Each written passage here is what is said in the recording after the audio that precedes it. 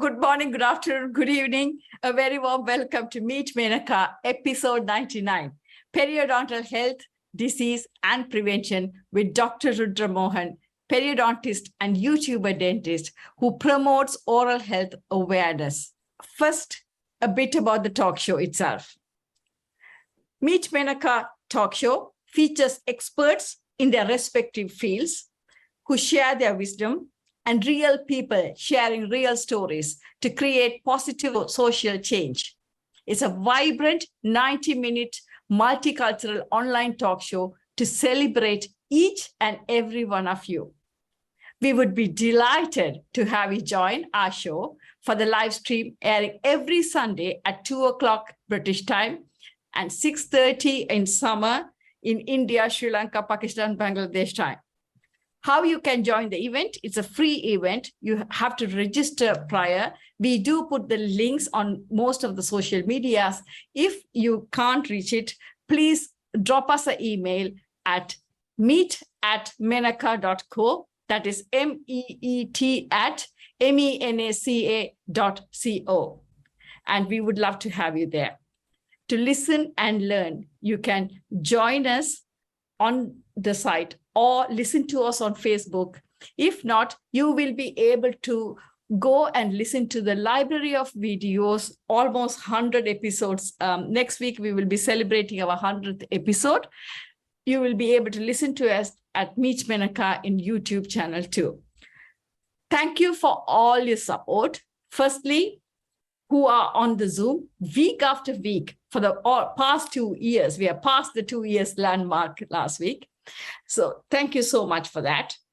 And for people who join us week after week on Facebook too, and you share inspirational messages on our WhatsApp community, Facebook community, and be the change makers yourself by enhancing these kind of talk shows, discussions, and making a positive change. And thank you for those 674 people who have subscribed to our channel so far. And if we haven't crossed paths with you so far, please do join us and the great community and become the change maker yourself. Now, let's introduce the speaker today. Dr. Rudra Mohan is a periodontist practicing in Delhi, NCR region of India for the past few years. He pursued his graduation and master's in periodontology from the prestigious Manipal College of Dental Sciences and now runs a private practice along with being a YouTuber dentist. What struck me is he has amassed 7,000 views with over 180 plus videos in just over 2 years, sharing information about oral health. He talks about oral health awareness in his YouTube videos with special detail to easy explanation to patients. Starting from scratch, he has televised a brand name online under Dr. Rudra, the Oral Health Channel, catering to the community worldwide. He focuses on prevention, early detection, and management of gum disease and envisions a holistic approach towards dental patients. Firstly, a very warm welcome to you, Rudra. Thank you, Dr. Menaca. Thank you for the warm introduction as well. You're very welcome. It's a pleasure. You didn't qualify very far from where I qualified from. So, there's a common connection too. Thank you. Yeah. There have been many studies done, and South Asians have also been identified as one of the predominant group for periodontal disease because audiences largely, not totally, but largely make up of people from South Asian origins. So that is something I would like to touch upon as well. Firstly, let me ask you, why did you choose periodontology? What made you want to choose periodontics? That's a very nice question because, a lot of people, the consensus around periodontology is that, you have to work around not so, healthy mouths. But then again, there's a lot of, compared to most of the other branches, periodontology is actually something that is very patient centric and very motivation centric. It's not just, there's not, when it comes to perio, right? So we have this saying in our fraternity, once a periodontal patient, always a periodontal patient. It focuses around, the prevention, and it's a lot of hand holding sessions with patients about how to make sure that their oral health is taken care of. At the same time, motivation is one of the keystones, because of the fact that most of the disease that actually happens does not have symptoms very early on, and that's why it goes unnoticed by patients, because of which we need to identify those things, and for that we need to have this repertoire with patients, a long channel of communication that requires a lot of motivation and a lot of work from our end, because since the pain component of periodontology or periodontal lesions is not so much until unless it's gone into a very adverse outcome, um, we are, as periodontologists, have to identify the things and have to tell them. So I believe in creating, a sense of anxiety, just the right amount of anxiety and awareness about, the things that, how the pandemic has actually taught us a lot about, how to keep fit. The same way, in the same breath, I'd like to say that that's my job as a periodontologist, that, as a periodontist, that, we have to make sure that everyone has just the right amount of awareness so that we can prevent the disease, and first of all, detect the disease early on, if at all, and make sure that actually, for that matter, the pandemic has been a blessing regarding this. The oral health awareness has grown so many folds because this pandemic has ravaged the whole society at large, and we understood that the onset of entry is the mouth and the nose, right? So everyone's become more precarious about these things. So that's what I feel, the whole component about patient, doctor relationship that is highlighted. That's one thing, and also the whole holistic thing, the approach towards patients.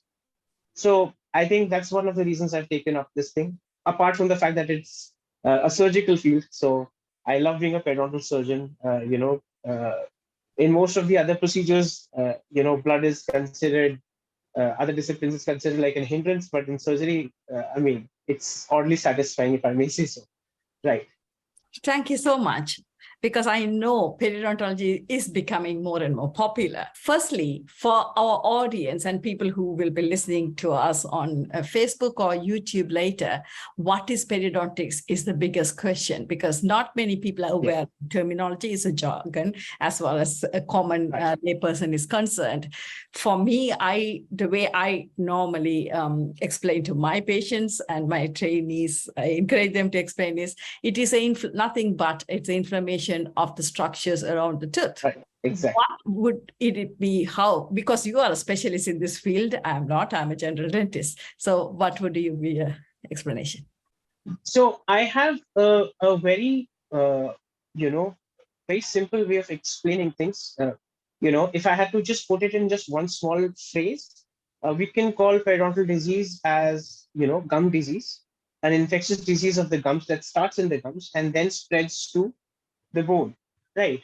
But there's another, analogy that we can give. Let's talk about a building, right?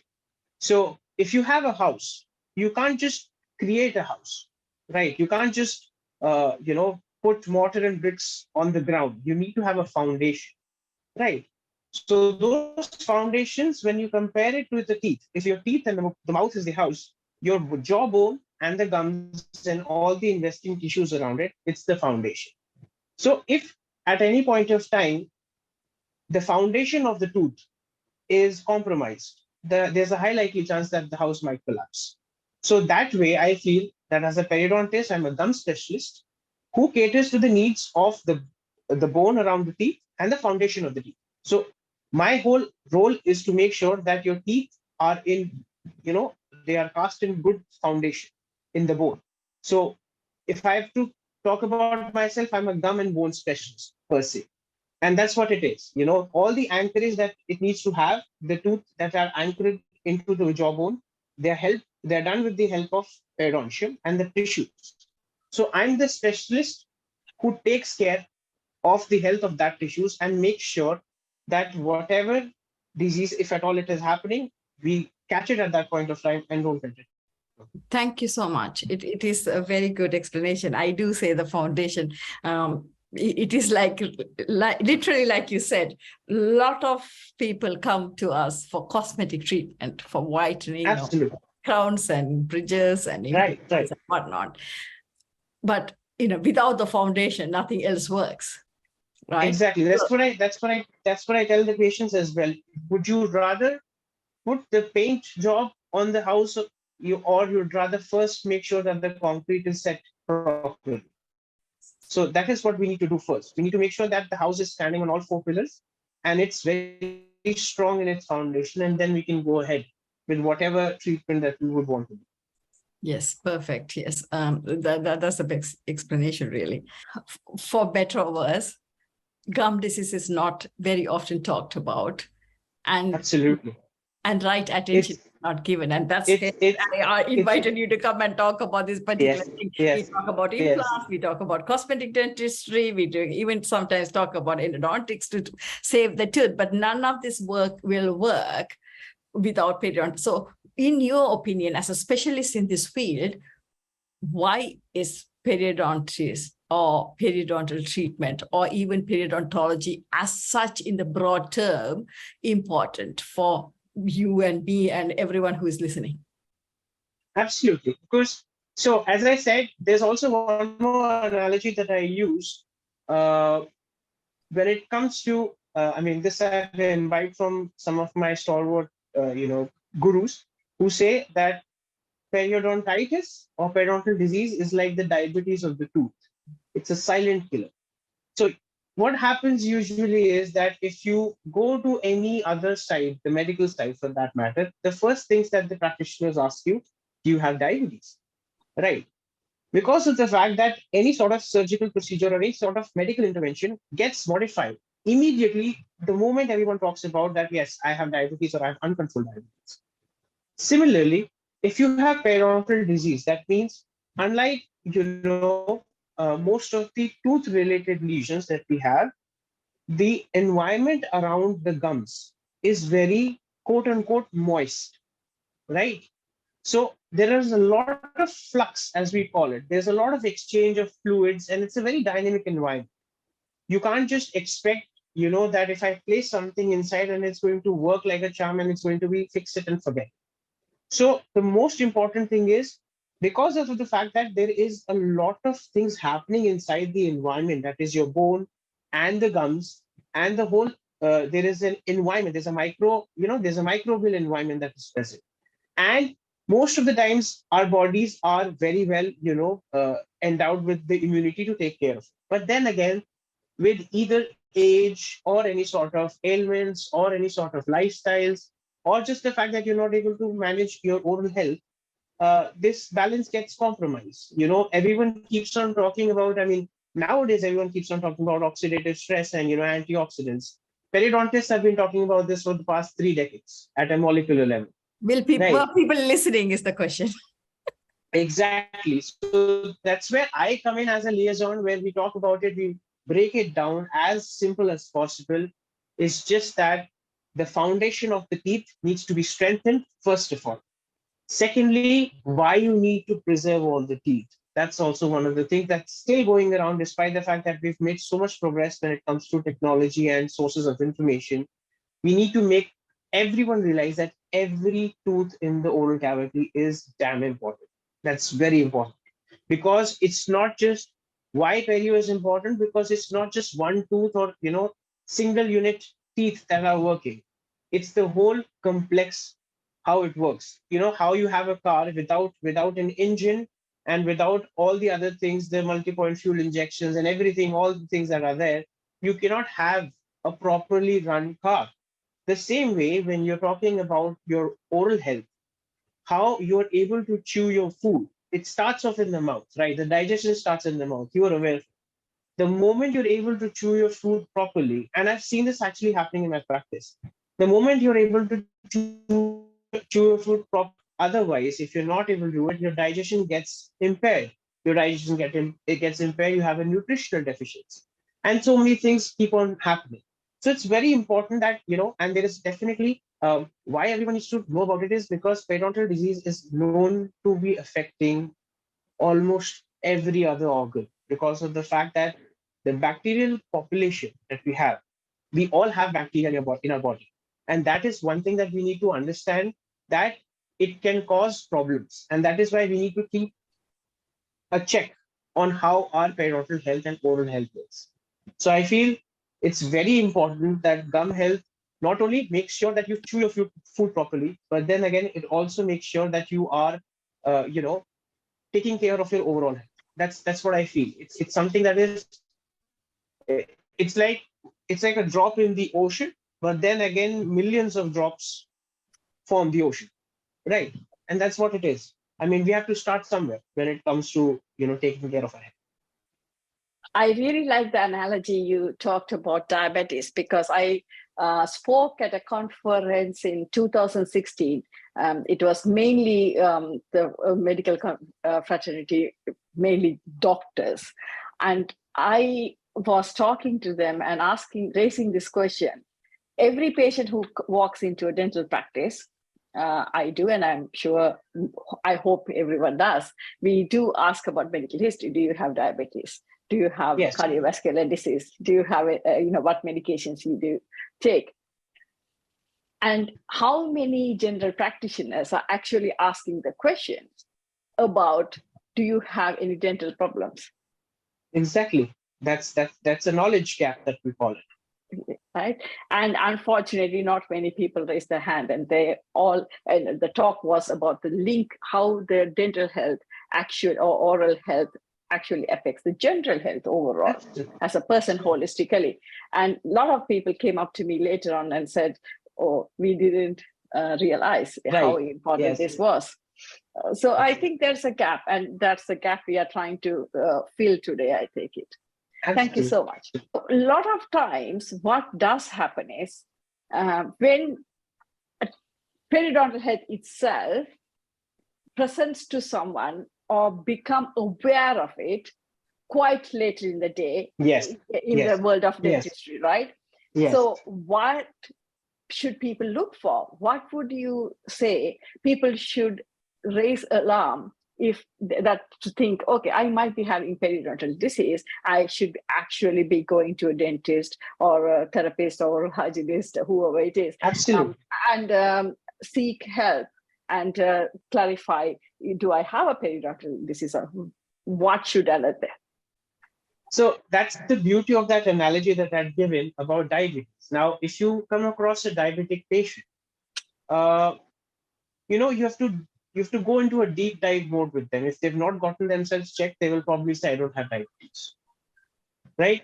And I'm not just talking about uncontrolled diabetic patients. I'm talking about normal patients who probably have, who are on the borderline things and everything. All you have to do is ask them one simple question. Do you have to go to the washroom in the night a little too often?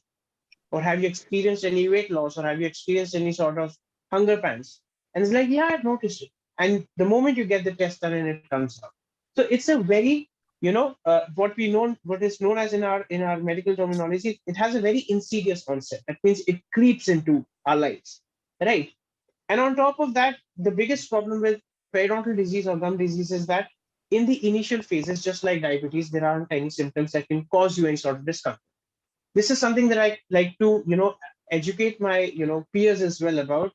When it comes to the psychology of the patient, I don't think any patient, unless they're very woke, quote unquote, goes to a physician saying that I want to get myself checked out. Unless if I don't have a stomach, pain, I will not go to a gastroenterologist saying, oh, just do a, abdominal exam for me. And that's how it works. That's how human psychology works as well. If you don't have something that's bothering you, you'll probably not think about it. And that's how periodontal disease also manifests. Initially, you might not see any symptoms, but there are some telltale signs that you might want to watch out for. Something like the most common thing that we see, and I'm thankful to the ads that come on television about toothpaste and gum, gum-related toothpaste, where someone bites into an apple and you see this huge red blob of, blood. Although that doesn't happen so much, because by that time if you have that kind of a thing, the teeth are already loose. But then again, yeah, one of the first things that you need to understand is that if you are having this, this recurrent problem of that when you're brushing your teeth in the morning and you have bleeding gums, it's high likely chance that even if you don't have the periodontal disease per se, but you can have gingivitis, right? So basically, uh, if you have these recurrent episodes, and I ask the patients because generally patients they don't report it. There's a way of asking these questions as well. Even for a self-examination, look into the sputum that you've spat out. Right. Look at the color of the toothpaste. If it's blood tinged, then definitely you need to go to your dental provider as soon as possible. But if you see some small spots, then obviously you might want to get that thing out. Get that thing checked out. It's probably gingivitis or something like that. Second thing that people really talk about when it comes to periodontal disease is food lodging. So if I'm having food and if I know that there's this one particular tooth or a particular set of teeth where I get this feeling that, every time I'm having chicken breast or I'm having jackfruit or anything of that sort, and that gets stuck in that same spot. And there's a particular sound that comes with patients. You might be seeing this with the elderly, and they have a particular sucking sound that comes. They do this, that kind of a thing. That's a very telltale sign that you probably have a pocket there, right? And then obviously so in my practice, which is almost a purely perio-based practice, when by the time the patients come to me, they come with loose teeth. So they say, my front teeth have gotten loose. They weren't like this. It's been about just 3-4 years since it's happened. So if you've reached that stage that the tooth has kind of become loose, it's kind of an advanced stage of periodontal disease. That doesn't mean that we cannot stop it. But then again, obviously, we might have to be a little wary about the results.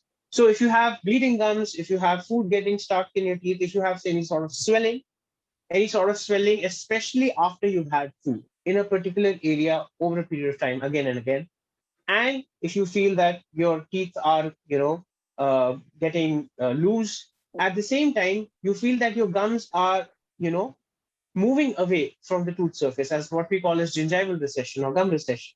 You see that it's been happening, that your teeth are appearing longer. That's the exact complaint that we get from our patients. They say 3 years back my teeth were all right, but now they've become long. They've not become longer. It's just that the gums have receded.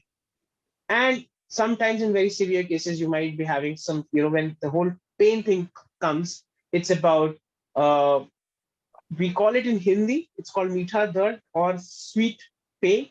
That is, it's not something that can bother you to the point of taking medication. But then again, it gives you this mental preoccupation that something is wrong. And finally, if you have a very proper, metallic taste in your mouth because of a swelling that has got pus discharge. So these few things are some things that you need to be very careful about and wary about if you're getting it.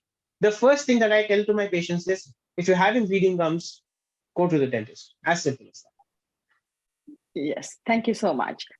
There are a couple of things I was thinking of when you were talking about it. One is the desire or urge to clean your teeth.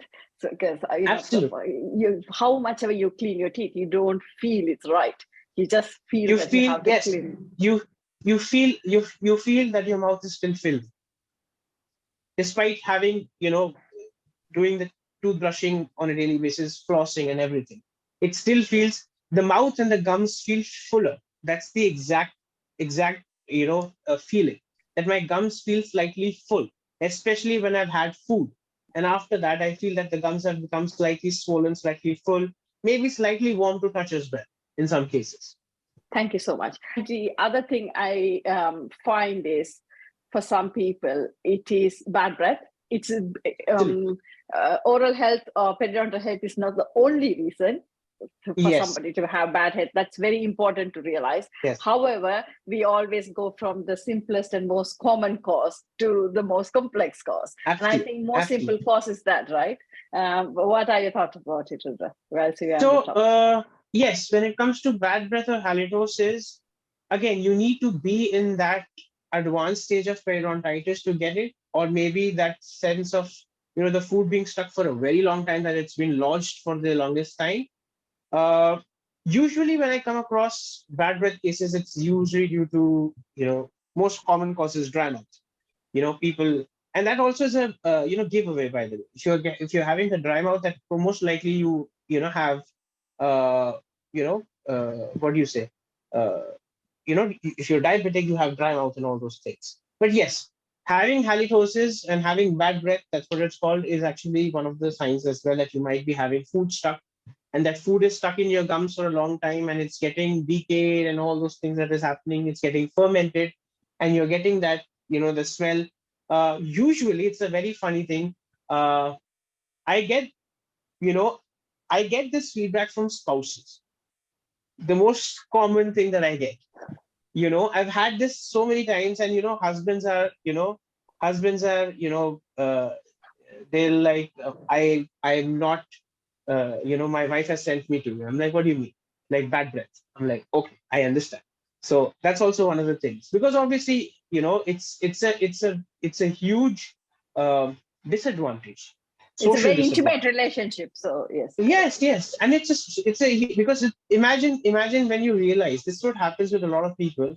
Um, when they come with bad breath to me, and someone close in their office space, and I mean professionally close, just takes them to the corner and says, "Think you should just get yourself checked out. There's some, bad breath coming," and then they go into this catastrophizing mode, right? Oh, I've been having this problem for such a long time. We've had such close quarter meetings where I might be just speaking to someone at, nowadays, at least, thankfully, because of the COVID thing, everyone's maintaining distance. But then again, it does affect, your confidence very much about so many things. Yes.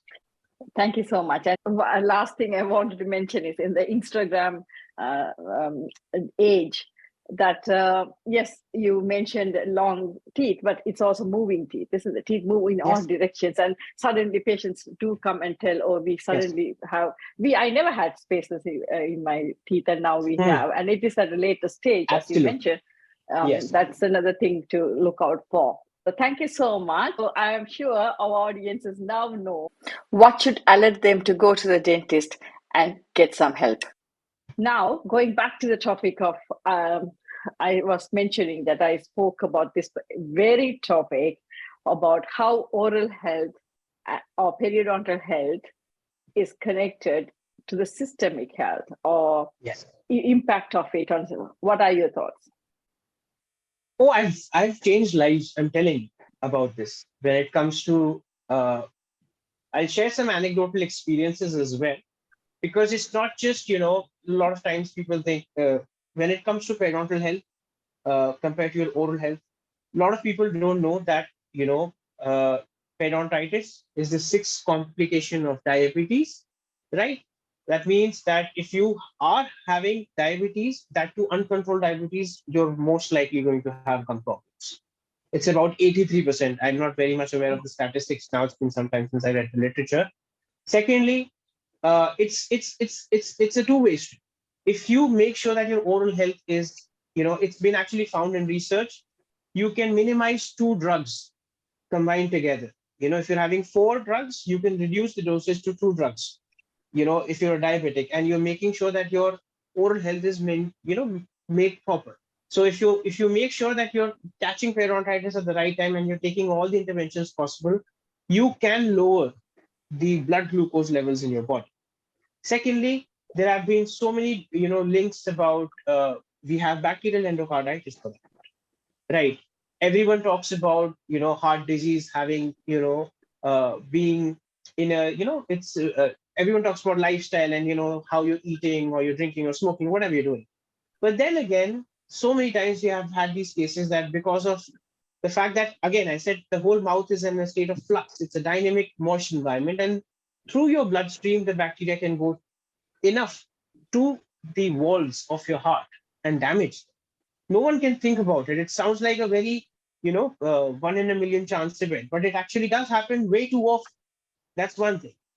Secondly, on a molecular level, since now we've reached the COVID age and everyone knows about oxidative stress and all that thing, the biggest problem when it comes to the body at a very molecular level, to be very honest, is inflammation, which goes unchecked. Inflammation is very necessary, which I keep on telling my patients. Some amount of pain and swelling, if it happens, it's a good thing your body's telling you something is wrong. But once it goes unchecked, then it becomes a big problem. That's what happens. That's what happens in periodontal health as well. Usually the body is, sufficient. It's self-sufficient to make sure that whatever bacteria we have or whatever disease that's about to happen, we can, as long as you are healthy, you're eating healthy, you're brushing your teeth, it will counteract that. But the moment you let your guard loose due to any sort of circumstances, be it age, be it lifestyle or anything of that sort, it will take over. And the inflammatory aspect, I mean, there have been so much research about, I mean, I don't want to go into the molecular basis, but you know what I'm talking about. Chronic inflammation is one of the biggest uh, killers of the world. When I talk about uh, stress, I've come across patients who have had no sort of oral health or hygiene, problems, and the moment they develop stress for any episode, right, their coping mechanisms go bad. They're not able to brush their teeth properly. They're not focusing on oral health. Um, their hormonal imbalances, especially, yes, women for that matter, I've had this one case where um I couldn't see anything particularly in the patient's mouth. And something seemed a little off about the patient's, the way she was responding to my questions and everything. And, uh, you know, I just asked the patient's husband, have you gotten any tests done? Because I don't see any, because he had the sugar report was with them. That she was not diabetic, he wasn't hypertensive. I said, just get a thyroid profile. And believe you me, her TSH came off the hook, off the charts. Right. No one knows about, not many people know about this, but it also affects your regulation, right? By the time she started her medication and she met me after 3 months, not only was she very happy in her moods, right? Her husband was, you know, he was Even like, happier. yes, she's completely changed. She's not having mood swings anymore. She's not angry. She's not irritable. And that's probably because you asked us to get the thyroid profile. And that was a giveaway because, a lot of lesions present to us, which are very much reflective of how your oral health is. If I know that there's a person who has a lot of loose teeth, their gums are inflamed, there is a lot of pus or a lot of abscesses, that are happening, it's already said that there's a high likely chance that that person is probably diabetic. So these are small nuances we get to understand, because even if I'm not just looking at the gums and the teeth, I'll probably look at the tongue and I'll probably say, oh, there's a coating of the tongue. It's very dry. So I'll still probably want to anemic patients. I'm not kidding. There have been patients who have felt so awful about themselves that they've had this coated tongue, and no one has talked to them about anything. And just the fact you get a blood profile done and their hemoglobin comes down to be a little on the lower range, supplemented, they're fine. There's nothing. I don't have a coated tongue anymore. So there's a lot of connection about all these things. Yes, 100%. And you have already highlighted some of them. I'm just going to encourage you to share impact of oral health on our quality of life, because Absolutely. it has a huge impact which people are not aware of it. Yes, periodontal disease and diabetes is closely linked, and any hormonal imbalance, menopause, menstruation, the cycles, different things do have an effect. Yeah, definitely. So I'll give an example of one of my patients without disclosing their identity. This patient came up to me, teeth are wobbling, young patient, not understanding what the thing is, got everything checked. Everything is all right. He's not diabetic, nothing understand. This guy goes to the gym, everything is fine. But his teeth are compromised, right? He's not able to choose food, right? He's not able to enjoy his favorite foods. He's a foodie. He doesn't like the fact that he cannot eat onto non-vegetarian food because of the fact that his teeth might just fall out. And we finally do an examination and we find out that also your teeth become longer because of gingival recessions. There's also one more thing that happens. If your teeth have become more widened, the space between your teeth has become widened, right? That happens in advanced periodontal disease. So you have I don't want to use that term, but you have a buck tooth appearance when you have that kind of a thing, right? You take your teeth flare out, and that kind of, changes your profile. You don't feel like smiling in front of the camera. It's that debilitating. I don't feel like smiling, sir. My gums are showing, my gums have receded. My teeth have become very big because of the fact that the gums have receded. There's spacing between my teeth. Also, black triangles for that matter, when we talk about aesthetics as well. People who are in public speaking profiles, who have this, sense of, I call it aesthetic social responsibility, where you are supposed to look good on the job, right? You cannot uh, fathom as to how debilitating it can be when it comes to quality of life. Not a lot of people understand this, that not only the functionality of your mouth is something that is, affecting the quality of life. Nowadays, in this social revolution age, as if I may say, the Instagram age, quote unquote, your aesthetics does play in, I mean, you must have seen these trends on TikTok, where people are filing their teeth, and all the dentists are having mini heart attacks because of the fact, what are they doing with their teeth? It's just for the trend, right? So, I mean, these all things do matter, the aesthetics, how you eat your food. Because the main thing on a very grassroots level, if I have to say it, see, this may sound a little uh, holistic, but then again, the moment you lose one tooth, you start getting the feeling that you're getting old earth, right? Especially if it's a front tooth. I mean, when you ask any person who's above the age of 70, right, that, oh, this tooth is loose, let's just take it out and replace it, they'll probably shrug it off saying, oh, it's how many years is it going to live? Because I get that feedback a lot. I'm just going to live 5 years, and what's the point, and all those things. But you ask the same question to a 25 or a 20-year-old female who has a public profile, and that if the tooth becomes loose, oh my God, hell hath no fury, for whatever reasons. I'm just giving you an example. Or a male. Or a male, absolutely. Or I'm talking about the whole aesthetic, the age, right? Because the fact that I've had patients, how aesthetic patients, especially with public profiles, it becomes a huge thing for them. It might not be a big thing for normal regular people, but if your veneer is a little off in the shade, it becomes a problem, because you're supposed to be there in the public profile. So that way, I think aesthetics is definitely, a part of the quality of life, and how you carry yourself off, especially at this age, it's very important. I've noticed that. 100%. It is definitely on the Instagram age. It is really important, and I think what is considered to be old is become, the barrier is going higher and higher. So yes, absolutely. The 50 is the new, 30. I feel 100%. Why not? I will agree with that one. And yes, and men, for better, I think it's are becoming more and more conscious about their appearance. I think everyone should.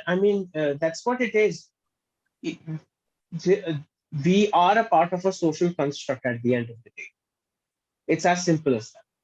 And we have to make sure that if we are meeting anyone, we have to look our best, and that's all right. We don't have to look the best amongst everyone, but whatever we can do, and whatever that makes us feel good about it. Because I feel that's where happiness, that whole thing comes in. How, if you will attract the same energy as what you feel about us. And that way, I think it's our moral responsibility as dentists to make sure that every patient who walks out of our practice feels functionally alive, right? Aesthetically alive, and as dynamic as possible. That's what I feel. Totally agree. Yes, it's correct. And it's not for anyone else. It's about how you feel about yourself. So Exactly. Confidence comes from partly how you feel about yourself, and it is really important. So thank you so much for that. How common are periodontal problems, and what are the factors that contribute to the susceptibility of periodontal disease? Right, because we know certain ages are more prone to it, certain ethnic backgrounds are more prone to it. Certain genetical factors are now in play, social factors. But let me allow the expert to talk about it. So what I feel, honestly, how common, too common to go unnoticed. If there's something known as point prevalence, at some point of time, everyone in this world is having some sort of periodontal problem, no matter how severe it might be, no matter how mild it might be. Just right from food getting stuck to the fact that your tooth is about to fall. At every point of time, everyone, irrespective of the age, the gender, their ethnicity, someone is having some sort of periodontal problem. It's just that how we are reacting to it, firstly. Secondly, what I feel is, yes, there's a lot of factors. Age is definitely one of the factors where usually it was around 35 plus, but now it's changed because of the fact that we become more aware. And, periodontitis is no more an old person's disease. It can manifest in younger persons as well. Definitely, when we talk about certain groups that are medically compromised, we have to be very careful. Diabetes is one. You have thyroid patients. You have patients who basically are not able to maintain their oral hygiene and all those things.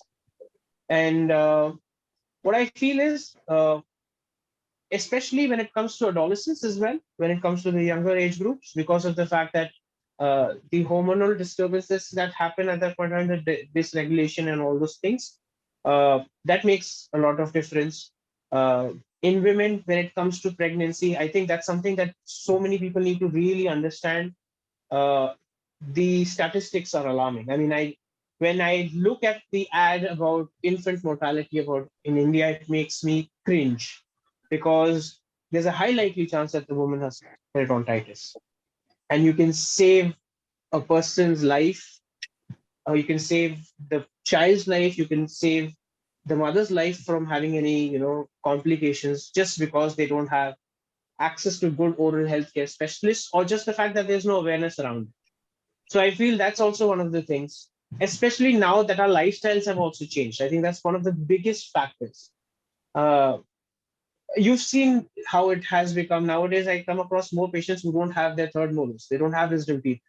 I mean, I think they should be quote unquote the most evolved people. uh, but that's what it is, because our diet has changed completely. We are taking so many refined sugars, we are snacking, right? We have things that were demonized as habits 20 years back, like smoking and alcohol, now have completely become a part of the social construct. And now it's become otherwise. If you don't do it, you're probably, you know, uh, yes. I must say it's certain part of the globe, I guess. In the Western countries where we live, for example, smoking is not considered stylish anymore in Western countries, because Yes. it's a smoking ban. We can't smoke indoors if you go to a restaurant. Yes. So it's changing. It's changing. That's good, because the thing is this, again, I'm saying, when it comes to banning smoking in public places, that's the right thing to demonize it. But then again, uh, the fact that we have become okay with everyone, you know and that's all right, it's a personal choice anyway. But then again, I feel we're not understanding the long-term implications. It's first of all the kind of polluted air we're breathing right now, right? I mean, we really don't know it's like this. I get this a lot from my patients because I live in Delhi NCR, which is one of the populated, polluted cities in the world. When I ask, because my patients tend to quit smoking, because I make sure that we are in that program, and they say I'm already smoking 15 cigarettes as per the statistics of the environmental health ministry. I'm like, so why are you smoking your 60? It's like this. A lot of times I get this feedback about so many things, not just oral health, about overall health as well. Oh, it's in my genetics. So I came across a quote that was just blew my mind away. Your genetics is the loaded gun. Your lifestyle is the trigger. As simple as that. You can probably have all the genes in the world that can surmount to have that kind of a response of disease, and still not have it because you're following a healthy lifestyle. At the same time, you might be coming from the line of, you know, these completely fit individuals in the lineage, and then also fall prey to diseases because of the fact that you were, not following the right lifestyle. So lifestyle plays a lot, especially around, Southeast Asia. When it comes to tobacco, that's maddening, because most of the people that I come across in my practice are tobacco users, They and that chew plays a tobacco. They chew tobacco, isn't yes. it? That way. So tobacco chewers will definitely have periodontal disease for sure. At least there, whatever the studies that have happened, definitely they will have the chewable tobacco users definitely will have much more periodontal disease, and the progression of the disease as well. So that is very important. So that's what the beauty about the whole thing about a periodontal patient is. It's not just one thing. It's not just one thing. Like when you have a decay, the bacteria is responsible for it. Maybe a little bit, you have a dry mouth, maybe you're not drinking water and everything. But when it comes to periodontal disease or gum disease, it's about where you were, born, your ethnicity, your genetics, how you lived your life, how you've cleaned your teeth, how you made sure that you're eating right, and what kind of lifestyle you've been adopting. So it's multifactorial, and that's why it's a Pandora's box that opens when it comes to asking questions about patients, because that's why there's a deep dive you have to go. Usually consults for any other ailment usually lasts for about half an hour. A periodontal consult, in my opinion, lasts about 50 minutes, 50, because you have to find out everything right from the cause to the amount of motivation that the patient might be having. I mean, if we talk about the psychology of a periodontal patient, how ignorant, and I mean to say this with utmost respect to the person, was the person to have reached such a stage, right? To finally come to the point where it is almost a no hope kind of a situation, right? So we have to Sure. understand that, and we have to grab it by the neck and make sure that we motivate them. Yes, thank you. I know it is a very complex area, important area, and it does affect the overall health of a person. It affects relationships. It affects longevity of life. Given all that, why has periodontology been overlooked? Okay, there's no pain in the start. That's my that's my that's just that's the exact representation of the answer. It's painless. It's a painless silent killer. It's like diabetes. You don't find out that patient. So many times I've come across in my friends and family, people have had strokes, people have had hemorrhages, people have had cardiovascular accidents, and at that time the sugar was 400, whatever that was, the amount, right? 400, 500, because of the fact it's a silent disease. And the same thing happens with periodontal disease, And the thing is, I don't know about the West and the European Union as of right now, what they think about it. But still, people are under the impression I have 32 teeth. I have 32 teeth in my arsenal. If one goes, it's not a problem. Right. And I pull my hair, out when I hear this. Oh, it's just one tooth, it'll go off. That's not how it's supposed to work. Your one tooth is a part of 32 teeth working together as a well-oiled machine. It's making sure that your food is getting digested. It's going to your stomach. It's giving you nutrients, and it's giving you immunity. So many things. So that's why I feel that just because there aren't any perceptible, uncomfortable signs and symptoms, people tend to overlook. It's just the pain. You ask any endodontist, friends of ours, that person will write their will just enough so that the pain goes away. An RCT an RCT related pain, or a root canal related pain, the tooth nerve pain as we call it, people have smashed their walls. It's that painful. And at that point of time, you can ask them to do anything, in favor of getting the pain taken care of, they'll do it. And that's why I talked about in the start of the show that you need to create just the right amount of anxiety. Tell them tell them where it would affect them, even if it's in the long run. And that's very important. First of all, we need to sensitize everyone. Like, this is something that's creeping very slowly. It's like global warming. The waters are rising, right? It's like global warming for that matter. It's like how the tectonic plates are moving by 1 centimeter. This is 1 centimeter. But extrapolated to a full-fledged tectonic plate that has a continent on it, right? So it makes a lot of difference on a large scale. Thank you so much for that. It's really important. And I tell my patient, it's like trying to drive in a car without a wheel.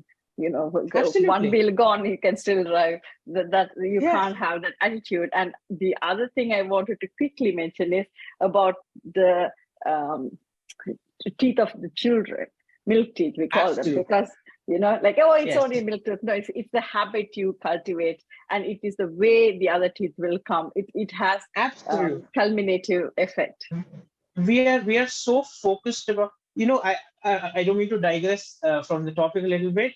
We are focused on living in the moment for all the wrong things and not about the right things. We'll stress about things that don't matter, and we'll not stress about the things that should matter. I think that's what we need to really make sure that the audiences need to understand, that you need to address these things. And the statistics are alarming, be it any demographic. That's for sure. Thank you so much, Rudra. As we are coming closer to the time, so I'm going to, because it is a subject I'm passionate about, so I think I got too involved in that.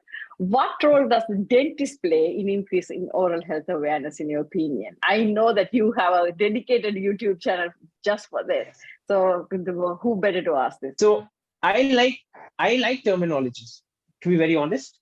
I like labeling stuff.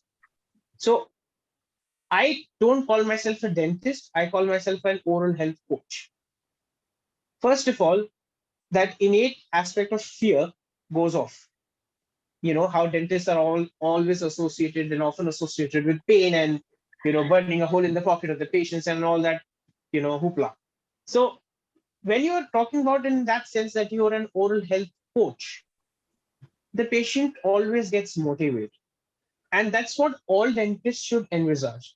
We've had this conversation prior as well about the fact when dentists talk about, there's something known as Pankey's philosophy, right? You don't need to see a tooth walking into a clinic. It's a whole person that comes in who has their life ahead of them and behind them, so many aspirations, so many things that must have changed and everything. And they've gone through so much, no matter who it is. Everyone's journey is arduous. Getting the things done in a day is good enough. That's what I feel. So I feel that what we need to do is we need to communicate more with our patients. That's very important. Make them understand that we are here for the long haul, and we are here to make sure that at least this part of your life is taken care of. You don't need to worry. And that's why I have a very preventive and a holistic approach towards it. Because I make sure, like I know for a fact that, 4 of my patients have actually, quit the habit, right? I still take a follow-up after every quarter with them. Are you still into, tobacco or anything of that sort? Or anything of, those kind of things.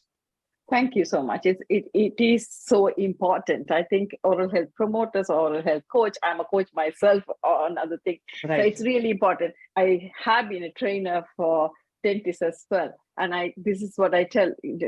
It's not only clinical dentistry, it's holistic dentistry. And exactly. And that's where your leadership skills, your communication skills, your resilience, the whole entire package comes through, because you have to treat the person and the truth, exactly to the point. Absolutely. What you said. Thank you so much. So how can dentists help make periodontal health checks and maintenance easily accessible to the general public? Because that is the secret to success. Right? So I have actually come up with an episode also about this in my series. I call it the 3 into 2 is equal to 6 formula. It's basic math. So you need to make sure that your toothbrush is changed every 3 months. You are brushing 2 minutes a day, and you're visiting your dentist every 6 months. I've made it a mandate. I'm very tenacious that way with my patients. I know I will set a Google reminder, a calendar reminder that I know that it's been 6 months since my patient walked in. I'll just have a customary follow-up call with them, like, how are you feeling? And they'll be like, yeah, it's all right. And then there'll be some more questions. And then we'll get to know, yeah, it's not that all right. And they'll come. And that way, because of the fact that we have made sure that we are in the patient's corner when it comes to oral health. And I agree that it's a personal choice for dentists to how they want to operate. That's how I operate. And the best thing to do is get a 6-month checkup done. It's not going to cost you anything. It's not going to burn a hole in your pocket. You'll probably understand how you operate as a person as well, and how susceptible you might be to oral diseases. That's also one of the things. Secondly, you can get your regular cleaning done as well, if need be, and you'll be good to go. It's like, I call it the car wash of teeth, you know, for that matter. It's like, yeah, you just get your, it's like, I keep on, you've given a very good example of a car. I tell my patients that only, your oral cavity is your car, right? And I am here just because of the fact, how many times have you gone to your body shop just to get your car checked until unless you have a problem with it? But you do get your car serviced, right? So get the car serviced. That's very important. And that's how you need to make sure, because we need to make our patients understand the concept of prevention. It's very, and that's the only silver lining we've had because of the code. Because people have started focusing on prevention. That's very important. Thank you, Rudra. And a couple of things. I think there's nice guidance in the UK, and it is about periodontal or oral health checks and giving the regular interval according to each person. So that's how Absolutely. it works in the West. So Yes. it is a great idea to, not everyone has to come to 3 months, 2 months, 6 Yeah, months. we follow the 12 same months. thing here. Yes. Yes. Yes. So I know that I have lots of my very close friends practicing dentistry in India, particularly because I qualified there. Yes, and so we have software systems where we can Get the reminders and all those things. Yes, yes, yeah. yes. So yes. yeah, so it is prevention is definitely better than cure, and exactly Definitely. to the point, like you raised, we asked, how is it? Yes, everything is okay. 2 minutes later, oh, by the way, we noticed that stuff that comes through. So thank you so much for that. How to understand the psychology of a periodontal patient and help them improve it, because it's everything is about helping them to help themselves, right?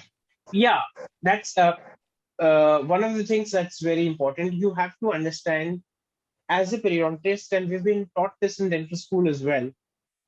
A person who has come with a periodontal problem, and that too something that is a little moderate on whatever scale that we have, academically or whatever you call it, they have been ignored.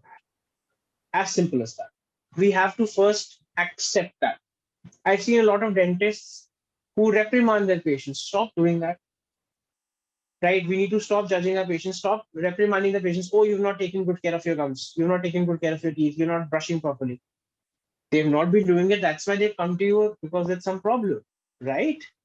It's like positive reinforcement that needs to be done. Embrace the situation. All right. Tell them. This is what I generally do as well. We need to first, in the most strictest sense, pacify the patient about whatever it is. That dental anxiety should be there, but it should not be enough to overwhelm a person, right? Exactly. Encourage them, because they have taken the first step to come to you, first of all. Exactly. So they have done, that's what they've done. See, we call this in our, language, annata. What it means is they are the person who's like providing you with bread, isn't it? So you are getting food on your table as a professional because of the fact that you have patience.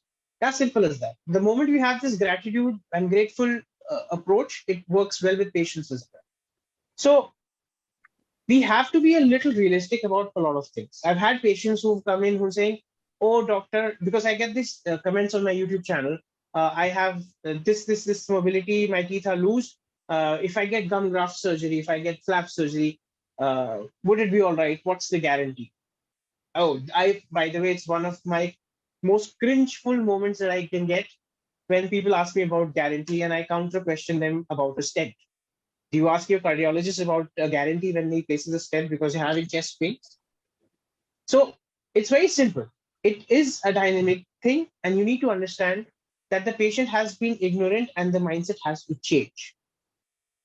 The mindset might be, full of lassitude, full of ignorance, full of notions because of the fact that there have been so many myths around dental and oral health, right? So we need to debunk them first, pacify the patient, and make sure we understand that what is the motivation at every setting, every step of the way. You can decipher it because what I do personally, especially for my cases which are a little out of the ordinary or are challenge, pose a challenge to me, I write a patient journal where whatever that I've been taught by the patients, right, I write it down, especially around the psychological aspect as to what the thing was. And basically, we need to understand that the person has been ignorant and now has finally gone from pre-contemplation to contemplation about getting treatment done. That means what we talk about, there's a song about it also. I think the lyrics are a little messed up. 2 steps forward and 1 step back is still 1 step forward. That's the exact, psychological aspect for the patient, I would say. Because they will have those relapses, be it lifestyle, be it the fact that they're not able to clean it properly. So many times you must have seen patients who've gotten their mouth completely, refurbished, everything. And 6 months later, 1 year later, you still come back to baseline scores for whatever reasons. So that's something that we need to be very careful about. And we need to make sure that it's a mindset reset that we have to do. First of all, we have to understand the mindset, right? And that comes with, it comes with practice and experience and all those things.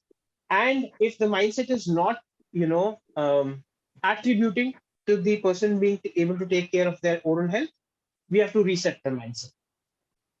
That's very important.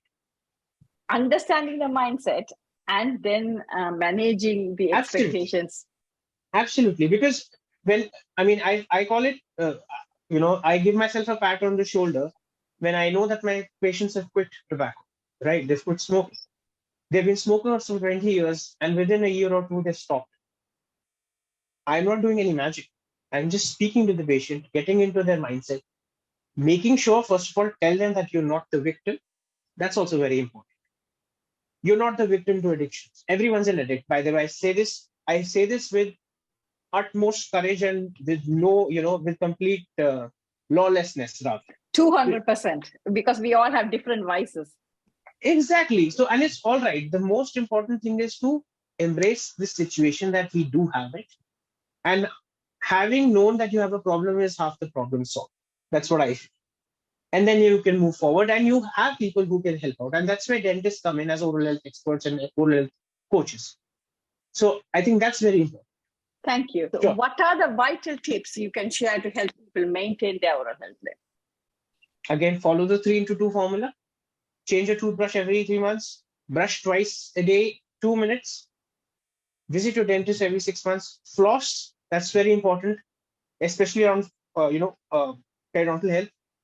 You can use water flosses as well. That works much better, right? Yes. Make sure your health, I'm not going to ask you to go on a calorie deficit diet, but make sure you try the snacking along with the food. That way you're going to make sure that there's not much of sugary substances and sticky substances sticking around your teeth and gums for a long time. I think that's also very important. That's one of the ways I actually, I quote unquote deprogram my tobacco users. I tell them, you take whatever you're taking, whatever you're consuming, you do it just after food. Because what will happen is the food will give satiety already in your stomach. And you won't feel the cravings for those things. That's how it works. So you're basically conditioning the patients as to what you want to do. So I feel, again, make sure, the first thing that I would say is please visit your dentist regularly. That's the most important thing because the dentist will see what most cannot. Yes. I'm very proud of that fact as a dentist.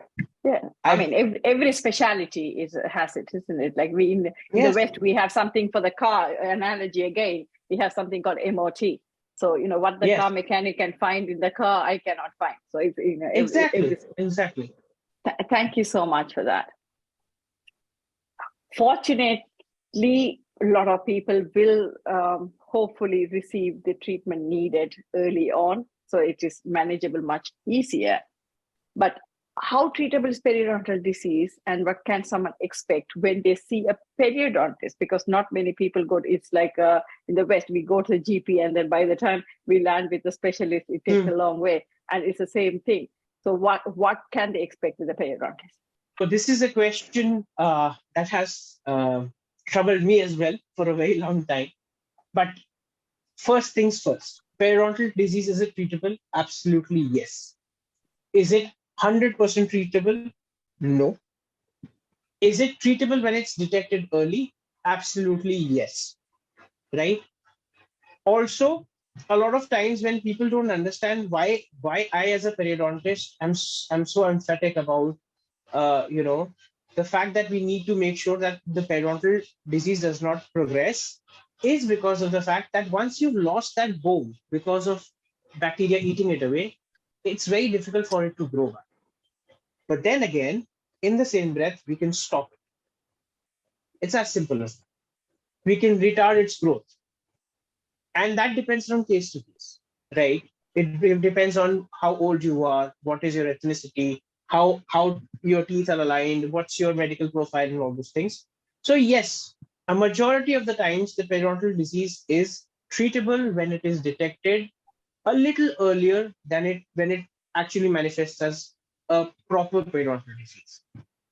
And sometimes you have to sacrifice some teeth, that's all right. But there are ways to rehabilitate that as well. Dentistry has come out very far when it comes to restoring people's mouth and restoring their ability to chew their mouth and smile. So I think we have to give that much of vote of confidence to our dentists that we can make sure that we can restore whatever we have and whatever we have to work with. Yes, it's a multi-speciality industry. Exactly. Area, isn't it, in the health? So, you need a restorative dentist, you need a cosmetic dentist, you Yes. need a periodontologist, you need an endodontist. Yes. You need all of them to get I have all of the specialists coming to my clinic. Everything. I want the best things for my patients. As simple as that. That's very important.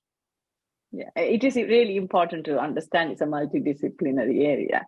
So thank you so much, Rudra. It's been a pleasure. We have learned a lot because I have been thinking of getting a dentist who is a periodontist for a long time. I do personally know a lot of my own friends who I studied with. And I thought I should bring someone from the outside the circle, as they say. And I'm glad. And I know that you have been putting a lot of effort to promote oral health in general. So I thought, who better to invite than you? What are the key takeaways can we have for our audience today? So if it's the general public, the main thing is your oral health impacts your overall health and vice versa. Make sure you have this one life that you need to garner properly, right? It's very rightly said, no matter how cliche it might sound, your body is your temple. So, and the mouth is the gateway to your body. So you need to make sure that your body is guarded properly with the right ammunition to make sure that you are doing fine, that your quality of life is definitely a function of your oral health as well. And if there are any dentists in the audience, please make sure to encourage your patients and have that holistic thing about making sure that we have to make an impact in the patient's life. That's the most important thing. At the end of the day, you need to be comfortable in whatever way you're doing, whatever it is, be it as a patient or as a doctor. You need to lead a comfortable and not so comfortable life as well. Right? If you get too comfortable, you will not have any growth. So you need to make sure that a little discomfort of doing regular checks with dentists and regular cleanings and making sure that you're taking care of your oral health, that amount of inconvenience is good enough so that you can eat your food properly, make sure that you can smile in front of the camera. And that's what my takeaway message is. Thank you so much, Rudra. It's a pleasure to know all those Likewise. things. I'm sure it'll be very helpful. one last question. What has been your experience with the Meet Menaca talk show? I am truly honored, first of all, and that's what I feel. Uh, we are living in this social uh, revolution age and this information age where people who are like-minded in different parts of the world just connected on a particular social media platform, and just with just direct messaging we are here in front of a large audience. And I hope your audience grows exponential. Definitely, you're doing a great job, ma'am. I feel truly honored to be a part of this show. And that's also, for me, it's like a cap in the feather, another cap in the feather that, I love being on camera. That's my guilty pleasure. So you can make me talk all day long in front of the camera. No wonder you made me run late. I'm just kidding. Thank you so much, Rudra. It's been a pleasure to know you and have you on the show. Thank you so much. One important announcement for everyone who are new to the Zoom. Please hold on, because you will get the chance to ask questions personally to Rudra later. Now, the main announcement. Wow. Meet Menaca talk show is going to celebrate our 100th episode next week. I cannot even share how I feel. It is really a moment. It feels surreal, really. And to top it, we are going to have Sir Sabaratnam Aral Kumaran come and speak about pregnancy is a window to future health. And that itself is such a honor to have him on the show. What better way to celebrate the talk show? If that was not enough, we are going to be having some of our past speakers who are also going to come back and join us this time next week to celebrate our 100th episode. Dr. Anton Kanagasabai, commonly known as Dr. Bala in our circles, Dr. Arani Nitkunan, Dr. Kulasagaram Ranjan Dayalan, Dr. Lakshmi Velaidar, Dr. Navaratnam, and Yogesh Padmanathan. They will be coming back and joining us back to celebrate our 100th show. A bit about Sir Sabaratnam Aral Kumaran. He's a Professor Emeritus of Obstetric and Gynecology, St. George's University of London, Foundation Professor of ONG University of Nicosia, Visiting Professor, Institute of Global Health Policy Innovation, Imperial College London.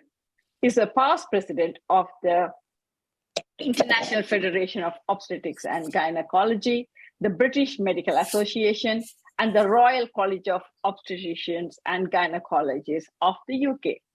He was appointed Knight Bachelor by Her Majesty, the Queen of the UK, in her birthday honours list in June 2009 in recognition of his services to medicine and healthcare. So it is a real privilege and honour to have him. And of course, all the speakers who are going to come and join the celebration are very well acclaimed in their own fields. And a huge thank you for all of them in advance for giving up their precious time and coming and speaking on the show. And I know a couple of them are on the show today as well. So thank you so much for all of them. Now, over to Raj Madhavan to give the vote of thanks. This is Raj Madhavan from Canada. This is a very, very powerful presentation, Dr. Rudra Mohan. On behalf of Meet Menaca celebrating team, I have the honor and privilege in presenting the vote of thanks to Rudra. I never ever had good relationship with my dental hygienist, as every time I go, most of my hygienists come hard on me for gum bleeding, not protecting my teeth by proper brushing and flossing, resulting bleeding. My opinion was, why these people have to be hard on me when I pay for their service? Now I know I pay the price for not taking care of my teeth for years. Don't want to go into the details. Thanks, Dr. Rudra, for your detailed presentation on how to prevent dental diseases. I should have listened to you and your presentation 10 years ago. I would have saved a couple of my teeth. Thank you, Dr. Rudra, for taking your time and spending your valuable time with us sharing your presentation. On behalf of Meet Menaca team, my sincere thanks to Rudra for taking your time, coming out to our show, sharing your presentation, and giving hope to us that we still can prevent dental diseases. Our next thanks goes to all our viewers signing through Facebook and Zoom to watch Meet Menaca celebrating talk shows. You are the reason for our success for our shows. And last but not least, my thank goes to Meet Menaca Celebrating You team for their tireless effort in bringing a show on a weekly basis. We all are excited that we will be celebrating our 100th episode next week. Please come and join us, supporting us in celebrating the milestone episode. Once again, thank you again, Dr. Rudra. Thank you. Thank you so much, Raj. Appreciate your time. And I cannot wait to celebrate. You know that I love a good celebration, so I'm all for it. And thank you, Rudra, for joining us this week. And hopefully you can join us next week to celebrate the 100th as well. For people who are listening to us on Facebook, thank you so much for supporting us all this while and getting us to almost that 100 episode milestone. A huge thank you. A humble request for people who are on the Zoom and listening to us on Facebook or YouTube later to please subscribe to the YouTube channel Meet Menaca so that we can create the impact we want for other people across the globe. So thank you so much for all of you, for all the support. Next week, please do join us to celebrate our 100 episodes with Sir Sabaratnam Arulkumaran and our past speakers, Dr. Anton Kanagasabai, Dr. Arani Nithunan, Dr. Kulasegaram Ranjadayalan, Dr. Lakshmi Velayudhar, Dr. Navaratnam, and Yogesh Padmanathan.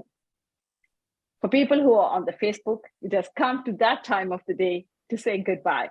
Until we meet you next week, same time, same place. Stay safe, be happy, and keep smiling.